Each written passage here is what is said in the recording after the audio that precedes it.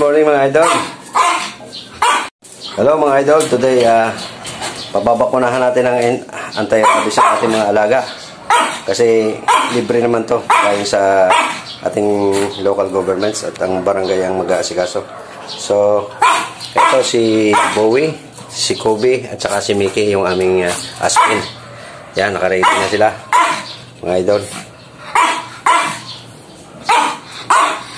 Kaya pababakunahan ko kayo dahil yan.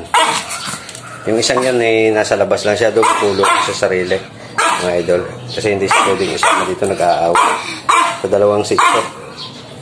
Ang papel nila mga idol, record nila last year, so 1 taon na, kaya kailangan na ulit silang pabakunahan ng anti-rabies.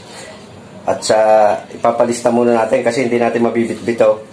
May isang area sila dito na doon magpapalista. Tapos ibabahay-bahay naman nila yung pagbakuna mga idol. So, ayan lang muna. Mamaya, pababakunahan natin sila isa-isa. So, papalista muna tayo. Ayan mga idol, kukuhanin natin si Mickey para napabakunahan.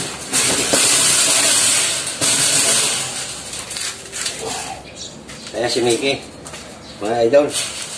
So si Mickey, papabakunahan na natin. Oh, Mickey, kaway ka muna, Mickey. Papabakunahan. Ayan.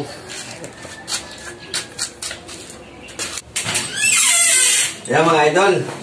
Ito naman ang ating susunod na pabakunahan. Nabakunahan na si Mickey. Hindi lang natin na-videohan. So ito lang muna dalawa. Si Bowie. Saka si Kobe. Yan.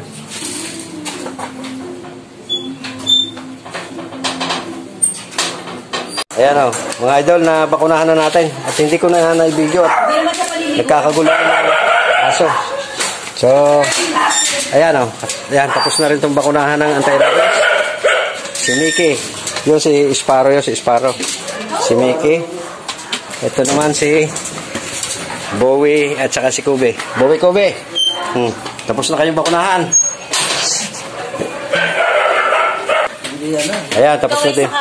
Bakunahan na si Oli at saka si Kiwi. Ito si Kiwi. Ito si Oli. Ayan.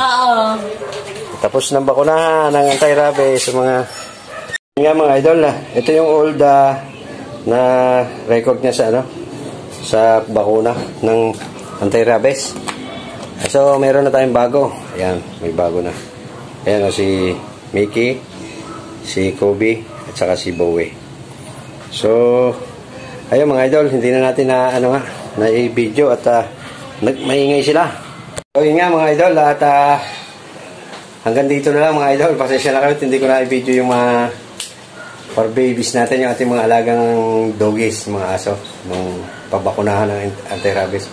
Kasi nagbahay-bahay yung galing sa sa City Hall na mga veterinaryo na at dahil nga expired na yung yung anti-rabies nila last year pa, so dapat nitong January pa nga nabakunahan na sila. So ngayon at least nabakunahan na ulit. So doon sa mga may alagang aso, kung lalo na expired na ang anti-rabies, so importante pong pabakunahan ninyo. At siyempre para din safe kung sakaling makakagat, siguradong walang rabies yung makakagat at walang rabies yung aso nyo. So yun lang po mga idol. Maraming salamat. Thank you very much. God bless. Bye bye.